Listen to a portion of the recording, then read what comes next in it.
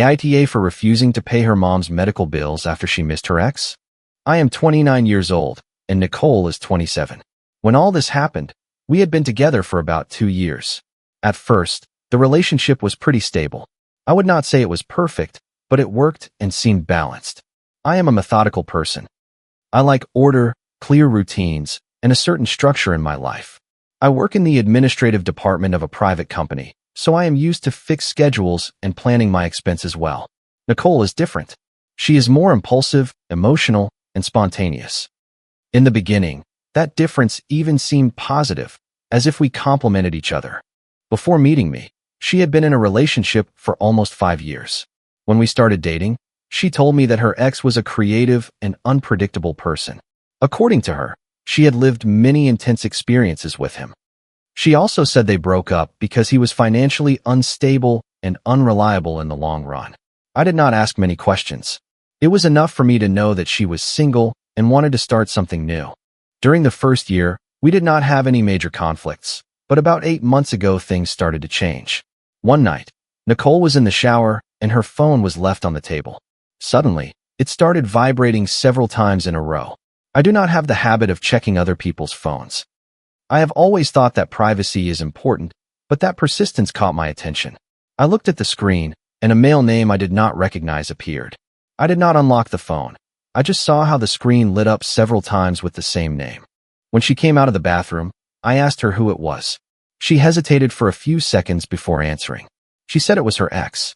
There was no screaming or making a scene, just silence. I asked her why they were still talking. She answered that it was not anything important, that they just checked in with each other from time to time.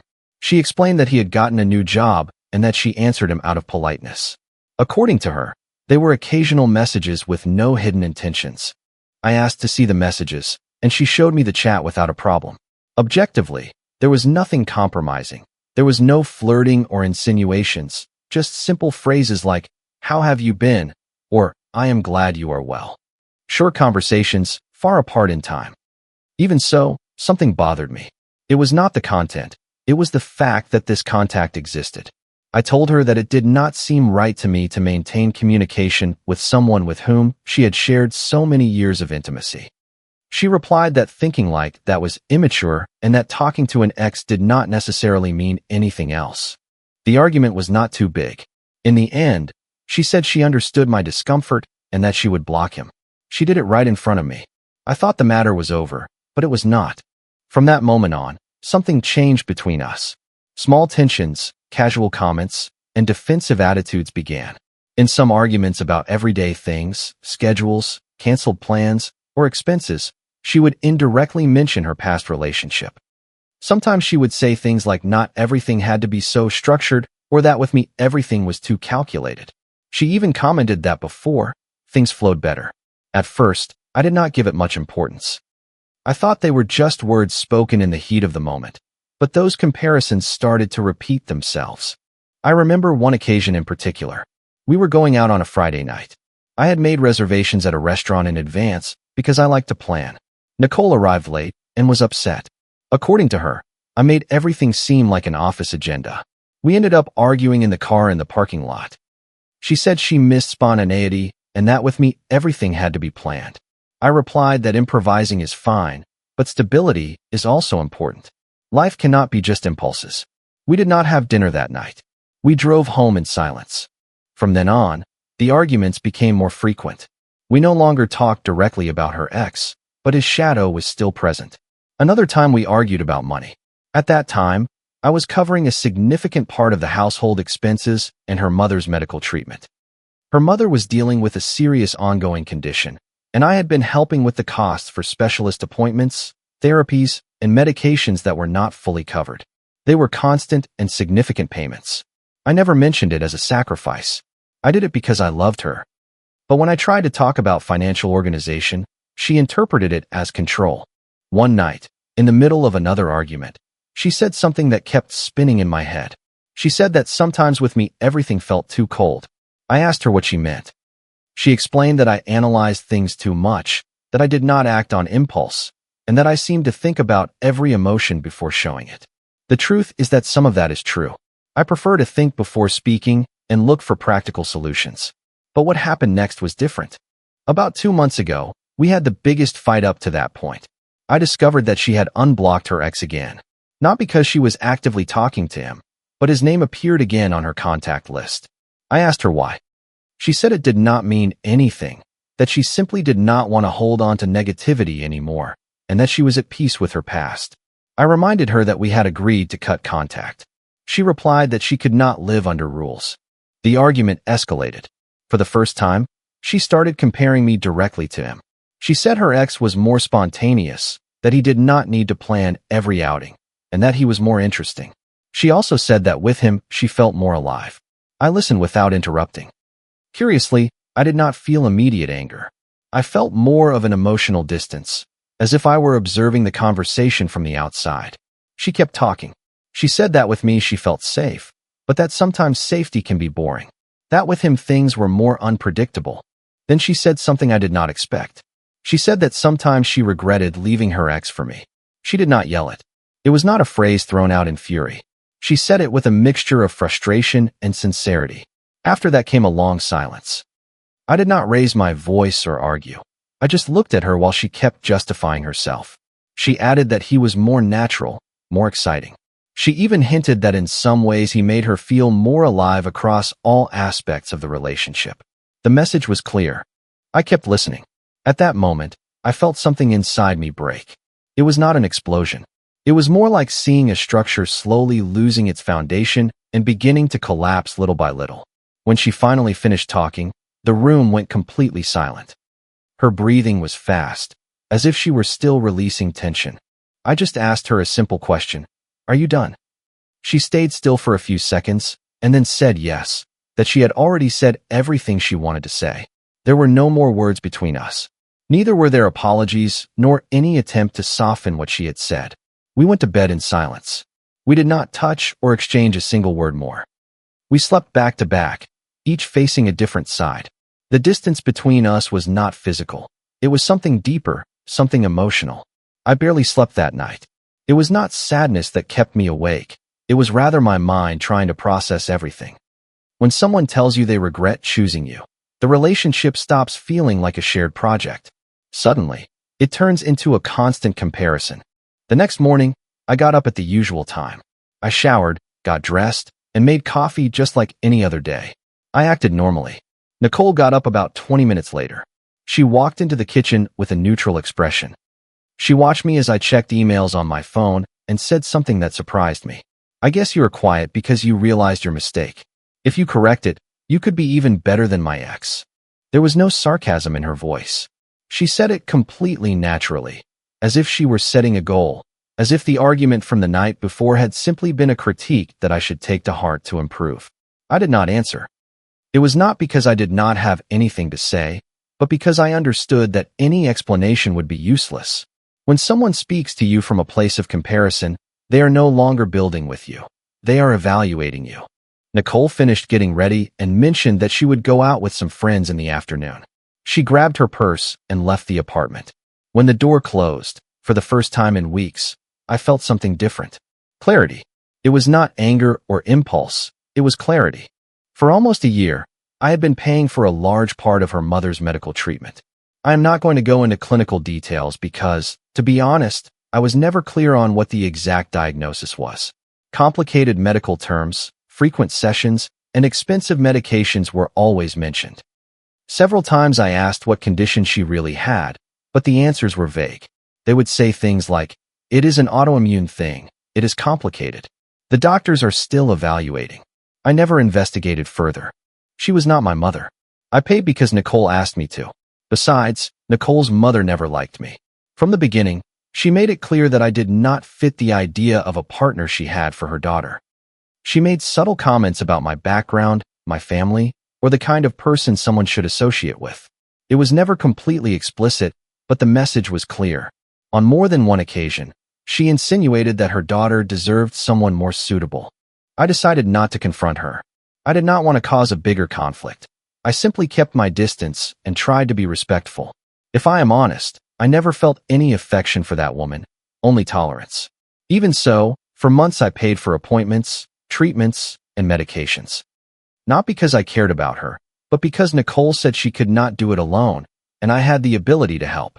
That morning, I opened my laptop and logged into the payment portal for the medical provider. I checked the scheduled transfers.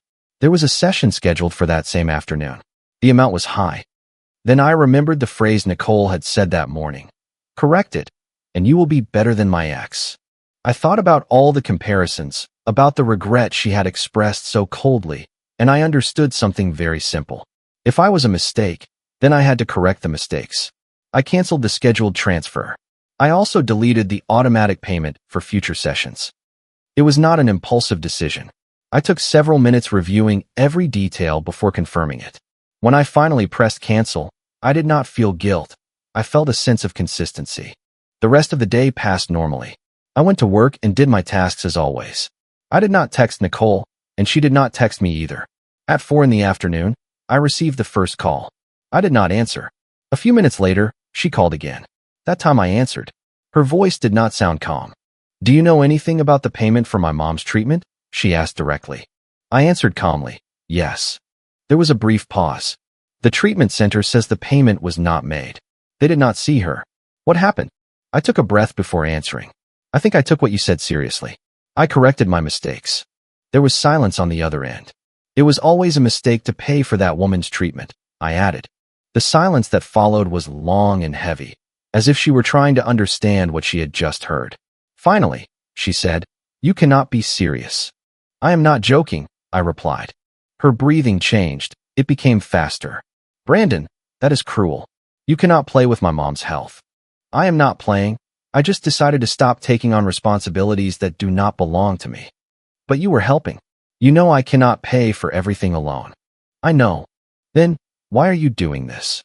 I leaned against the wall before answering.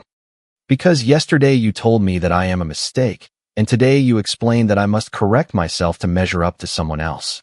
I was paying for your mother's treatment because of our relationship, and according to you, that relationship was a mistake. She answered with a tense voice. You are mixing things up. A couple's argument has nothing to do with my mom's health. It has everything to do with it. I did it for our relationship, not for her. That is low, Brandon. Low. I asked without raising my voice. Low was saying that you regret choosing me. Low was comparing me to another man in every aspect. I heard background noise. She was probably driving or on the street. You cannot punish my mom for something I said. I am not punishing her. I am just withdrawing something that was never my obligation. Do you know that she cannot wait? The session was today. I know. Then, what am I supposed to do now? I do not know. There was another silence, heavier than the previous one. This is cruel, she repeated. I did not know you were capable of something like this. That phrase seemed curious to me. I did not know you were capable of saying that you preferred your ex either. I said it because I was mad. I canceled the payment while I was calm. I heard her let out a sharp exhale. You cannot be so cold. I am not cold. I am just consistent. My mom needs that treatment. Your mom never respected me. She never treated me with dignity, and even so I paid for months. That does not give you the right to do this. I do not need a right. I simply stopped doing it. She stayed silent for a few more seconds. After a moment, her tone changed a bit. She no longer sounded as accusatory. Now she seemed more worried. Is there any way to reverse it? Yes, I could do it, I answered. Then do it. No. That refusal was firmer than any argument we had ever had before. Are you really going to keep this up? She asked in disbelief. Yes. You are destroying everything out of pride. It is not pride, it is a boundary. My mom is not to blame. Neither was I last night. I could hear how she was trying to hold back her tears. I did not know you were like this. I did not know that to you I am just a version that can be improved to look like someone else either. I did not say that. Yes, you did. The conversation began to go in circles. She went from anger to despair. I maintained the same calm tone. At one point she said, if something happens to my mom, I am never going to forgive you. I understand. Is that all you have to say? Yes. There was another silence. I am heading home, she finally said. We have to talk. Okay. She hung up. I stared at the screen for a few seconds. I felt neither satisfaction nor guilt. I just had the feeling that something had changed. For the first time in a long time, the conversation did not revolve around whether I was interesting or spontaneous enough. Now we were talking about real consequences, and I noticed something else. Her reaction was not to question what she had said the night before. Her reaction was to focus on what she had lost. A while later, she arrived at the apartment. She came in without saying hello and closed the door forcefully. Her face was red. I did not know if it was from crying or from anger. "Did you really do that?" she asked as soon as she saw me in the living room. "Yes." I was still sitting on the couch. I did not change my posture or try to impose myself. I just answered. "My mom was waiting for over an hour," she continued. "They made her leave just like that. Do you know how humiliating that was?" "I do not know," I answered. "I also did not know how humiliating it was to hear that you regret being with me. Do not compare that with my mom's health." "I am not comparing health. I am comparing respect." Then she started crying openly. She sat across from me, leaning forward. "She is helpless. Brandon, she does not have anyone else. I do not earn enough. You know that." "I know." "Then, how can you be at peace knowing that she did not receive her treatment today?" "I can be at peace because I am not responsible for that." Her expression changed. The crying turned into disbelief. "When did you become so insensitive?" "When I understood that to you, I am replaceable." "That is not true." "You said it." "I said it out of anger. And I made a decision with a cool head." She stood up and started pacing around the living room. "Are you punishing me?" "No. I just stopped doing something I was doing of my own free will." "But, you knew we depended on that money?" "You depended." She looked at me with rage. "It is the same thing." "No, it is not." She stopped in front of me. "If something happens to her, it is going to be your fault." "No." "Yes, Brandon. You decided not to pay." "I decided not to keep financing someone who disrespects me." Her face tensed. "My mom has never disrespected you." I looked at her without saying anything.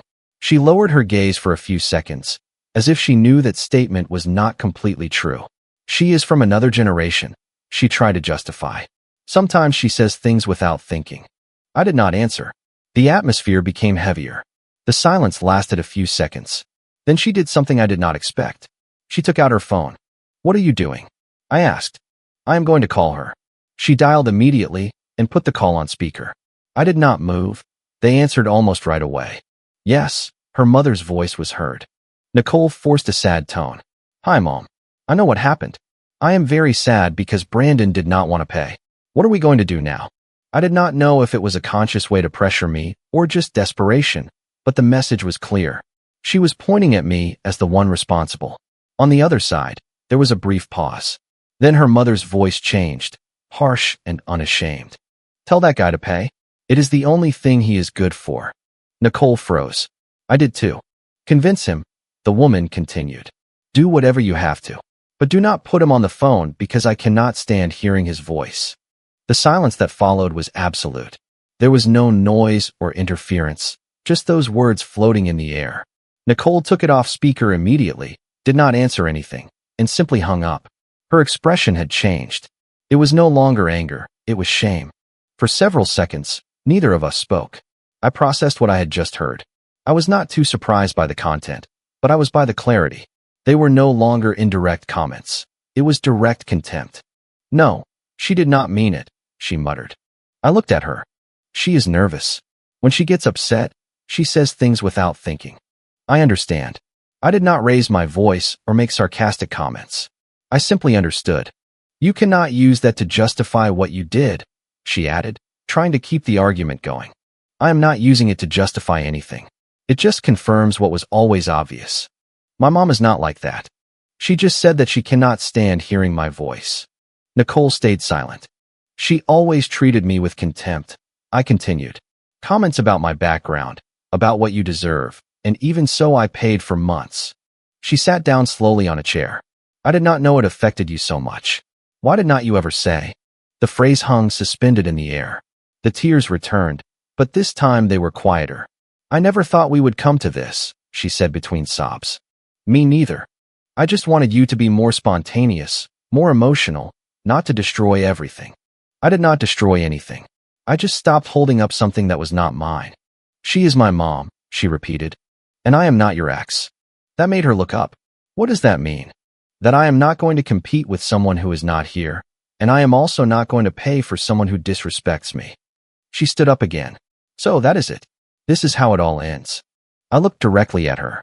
Yes. The word came out without hesitation. She did not seem to understand at first. What do you mean by yes? That I am not going to reactivate the payments, and I am also not going to continue this relationship. The silence that followed was even heavier. You cannot be serious. Yes, I am. 2 years, Brandon. 2 years where I was never enough. That is not true. Last night you said you regretted leaving your ex for me. I reminded her. She lowered her gaze for a moment. It was a mistake to say that. I know, I answered. And I corrected my own mistakes. I did not say it with sarcasm. I said it as a conclusion. Nicole began to shake her head slowly. You cannot end everything like this. Not over a simple argument. It is not over an argument, I told her. It is because of what that argument revealed. You are letting yourself be carried away by pride. No. Then what is it? Dignity. That word left her in silence for a few seconds. I walked towards the door and opened it. You have an hour to gather your things, I said calmly. She looked at me as if suddenly she did not know who I was. Are you kicking me out? Yes. You have no right. The apartment is in my name. She did not yell or insult me. She just started crying again. Her tears seemed like a mixture of sadness and frustration. After everything we have been through, she said. After everything you said, I replied. Without adding more words, she walked towards the bedroom. From the living room, I heard her opening drawers and moving things. The sound of a suitcase dragging across the floor was heard shortly after. I did not intervene. About 20 minutes later, she returned with 2 small suitcases. She stopped in front of me. I did not think you were capable of doing something like this. I did not think you were capable of saying what you said either. She stood looking at me for a few seconds, as if waiting for me to change my mind. I did not. Finally, she walked towards the door. Right before leaving, she stopped. You are going to regret this, she said. I did not answer. When she crossed the threshold, I closed the door. The apartment fell silent. I did not feel euphoria or immediate relief, just a strange calm, similar to the one that appears when a decision that had been pending for a long time is finally made. What I heard during that call was not really anything new. The difference was that for the first time it was said clearly, and that was enough. Comment. Hey, friends, this one really made me pause and reflect on how much self-respect matters in any relationship. I've learned that it's okay to set clear boundaries, even when it feels uncomfortable at first. Giving endlessly without receiving respect in return can slowly wear you down. Choosing to step back is sometimes the most responsible thing you can do for your own heart. True healing begins the moment you decide your peace is worth protecting. I hope you take a moment today to think about where you might be giving more than you're receiving. It's not selfish to prioritize your dignity. In fact, it opens the door to healthier connections in the future. You deserve to feel valued and safe in your relationships. Let me know in the comments what this story stirred up for you. If you liked it, don't forget to leave a comment and support the channel by subscribing. See you in the upcoming stories.